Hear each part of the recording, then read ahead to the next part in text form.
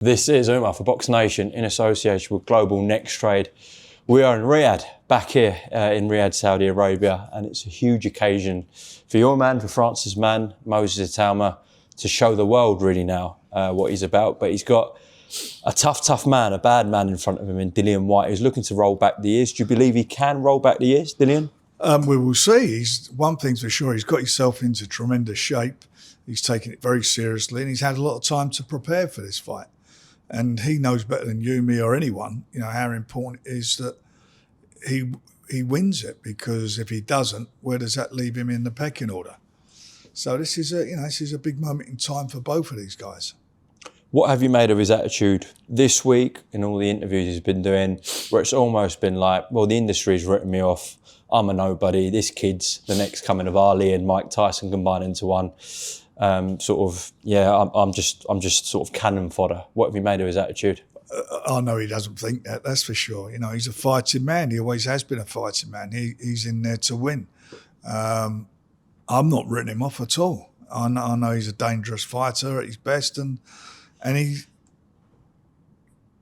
will be at his best. He's trained. You only got to look at him. I mean, have a look at the shape he's got himself into. He's trained very hard for this fight, and you've got to train hard for fights like this. This is at this time in his career, this time in his life. These are moments that he's got to find it within himself to try and come through. And it's the same for Moses. Moses, 20 years of age. I think AJ, was he 24 when he won the Olympic Games? Still an amateur. You look at all these guys that have been, all been amateurs. He's one of the youngest fellas in recent years to ever turn professional. And you look at his resume, the last few fights he's had at that stage of his career and that age, he's really stepping up to the plate. And this is another big step up for him against a seasoned warrior. Moses said to me in the week that he believes that actually that, because the weight that Dillian's lost, he looks very lean, that he's going to try and outbox him rather than get into a dogfight. Do you believe that? How do you think Dillian will approach it? Dillian's got to use all the ring craft that he's got. He's got to bring something different to the party this time. We know what he does do. He's been well studied. That's what his trainers will do. His connections will be looking at him the same as he'll be studying Moses. He'll be looking to try to drag Moses in places that he's not been into yet as a professional. That's what I would do. You try and get him into a dogfight, get him into the latter rounds. Bully him. He may come out and put it on him. Try and put it on him. I don't know, but it's too late to even really start in your mind thinking about what he's going to do. You'll find out what he's going to do and what Moses is going to do and who lets do what to each other once that first bell goes. It's going to be. I think it's going to be really, really an interesting fight while it lasts. Moses might not want this because he doesn't get paid for overtime, but do you want to see Moses at least taken into 7, 8, etc.? I want to see him deal with what he's got in front of him. The old adage, you don't get paid for overtime. But more importantly, what happens to him as it happens to every single fighter, the big punchers, eventually someone will stay with them. And when they stay with them, you've got to be on to plan B. That happens to every fighter. Let's say the favourite in Moses does come through. I've just spoke to your son about what potentially could be next. Francis said there, if Usyk vacates the WBO, Joshua-Parker, Moses Itauma, he'd be happy to do that. How do you feel about that? I ain't going to think about anything till after this fight. Really? No, that's pointless. What's the point? Have you got something in your mind, though, about the future? Look, what will be. At the moment, everything's if and whatever. I want to know when, and that's really what counts. The most important thing is to focus on this fight, and he's been with us from the beginning. He's been with Francis from the beginning. We spotted him at a very, very young age, and done a deal with him to turn pro with us. And obviously, he's one of our fighters that we've invested in. Not just money, but also our business into it, our time and everything. But Dillian's signed with us as well. He signed with us. So this is two guys under the Queensberry banner fighting each other, which, to be honest, most of the heavyweights are under the Queensberry banner at the moment. So it's a big fight that's happening. And what happens for the future, we'll find out after Saturday night. Specifically with Moses, though, as a 20-year-old, he's got incredible deals already. He's got a Nike deal. He's very articulate. He's got potentially a 10 to 15-year top career ahead of him. Do you think he can actually become like a cultural figure in sport? Look, he's a young man. One thing about him is that he speaks very well. He's very well presented. He's very respectful of everybody. Treats everyone with respect and comes across as a really, really nice guy. He comes across as he is when you speak to him. He's just, he's a good guy. So, yeah, it's great not just for boxing, great for sports for us to have people like that who can, show the sport in a good light. But what I'm getting at really is, can he cross over beyond boxing, beyond sport? Of course, if he comes through this and he wins a world title, of course he'll cross over. Tyson Fury's crossed over. AJ's crossed over. British heavyweight champion of the world will always cross over. He has got to focus on this though, because I was speaking to your son about this. We've seen David Haye come unstuck early on in his career. David Price, obviously Anthony Joshua had that night with Andy Ruiz, Daniel Dubois with Joe Joyce. So these British heavyweights we've seen recently. It's not just British heavyweights; it's heavyweights. That's what happens. Heavyweights.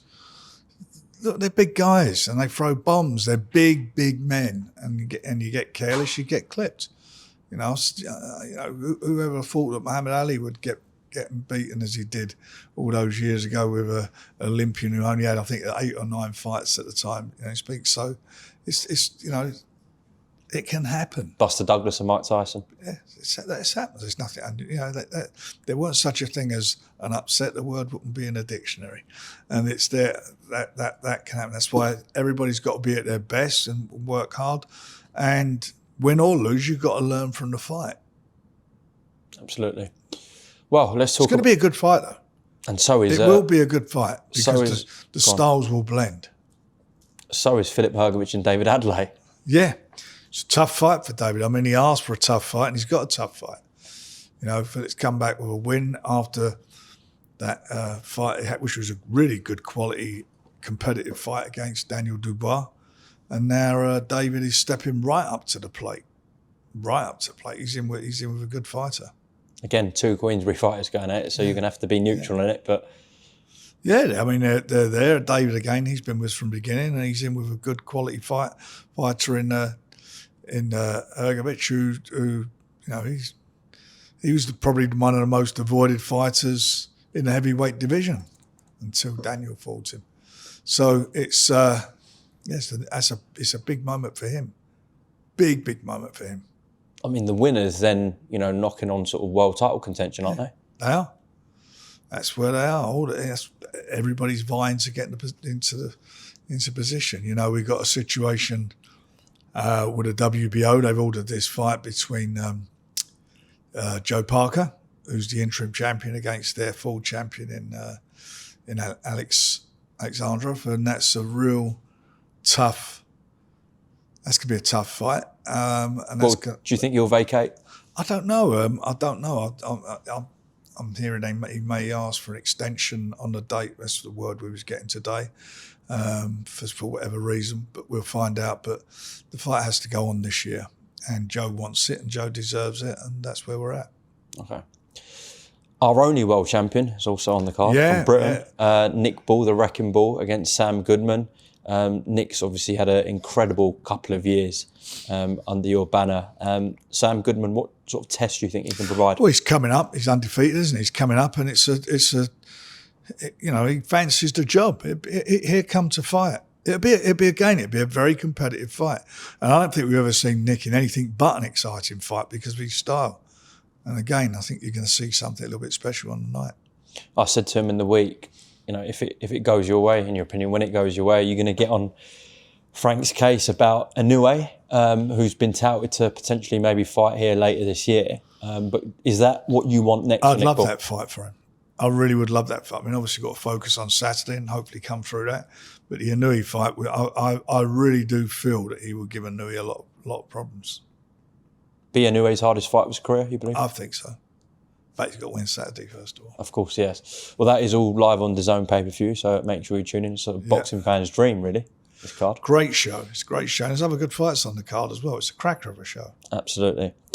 Frank, just away from this, there are lots of reports going around about Anthony Joshua and Tony Yoka. Tony Yoka, you've just signed heavyweight, former gold medalist, obviously, at the Olympics, just like Anthony Joshua.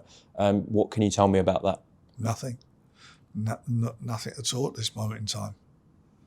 I think there's all sorts of things being said of AJ's fighting next. Jake Paul, I don't know, that'd be his decision to make. Okay. Just talk to me about getting Tony Yoka on board anyway. Well, look, he speaks for himself. His background, gold medalist, debatable gold medalist between him and Joe Joyce. But he came to us, and he wants to get involved in heavyweight scene at the highest level, and he's calling out. I think he's basically calling out everyone and anyone. And he's got himself. I think Don's training at the moment, Don Charles, and he's got himself into good shape, and he's coming off a couple of good wins. I don't think he took it too seriously when he first turned pro, and I don't mean that being disrespectful to him.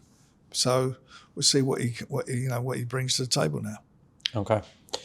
Daniel Dubois got new management, obviously still with Riz Khan, but he's got another one in terms of Sam Jones. I didn't really see that link-up come in. Obviously, Sam's been in the opposite corner before with Joe Joyce when he fought Daniel Dubois. So, from your knowledge, why has Daniel brought Sam Jones in? I don't know. They've been having their talks between them, and that's their business. But, we're meeting up. I think we're meeting up sometime the end of next week, and we're going to have a talk about the future. What, with Daniel or Sam? No, I want to talk with the team, the whole team. Okay. All of them. All right. I mean, he's still 27 years old, Daniel Dubois. Yeah, he's young, but he's got to learn from what went on last time. Got to learn. You don't learn, you ain't getting anywhere. There's a lot of things to be discussed, and we'll discuss them. Okay. Well, make sure you update us on that meeting. I certainly will. Is there anything, before we close off, you'd like to add, Frank? Obviously, there's just a load of shows that you've announced. Joshua Buatsi, Usyk-Parker. That's a cracker of a show, all those light heavyweights. November 1st in Manchester. Yeah. I'm trying to think who else is on that. Brad Rain, Lyndon Arthur, Troy Jones and Daniel Lappin. Good fights, all good fights. So it's a real fight card. Invested in that light heavyweight division. Yeah, because they're all there and they're all fighting each other, and one fight will lead to another. And if you're going along to a show like that, you can see what's coming next, and the winners fighting the winners, maybe a good loser fighting a good loser. There's a multitude of really good matches to be made. Absolutely. And then I'm hearing as well, these haven't been announced, but there's a couple of big more Queensberry shows before the year closes off. Very big shows. Very, very big shows. Okay. Listen, Frank, appreciate your time. Anything, as I said, you want to add before we close off here in Riyadh? No, just looking forward to Saturday night. It's a fabulous fight card. Even if you're a neutral, watch it. You're going to see some really good fights and hopefully some big stars of the future. For sure. That is all on DAZN pay-per-view this Saturday night. Frank, we'll have a catch-up post-fight. Look forward to it. Perfect. Cheers, mate.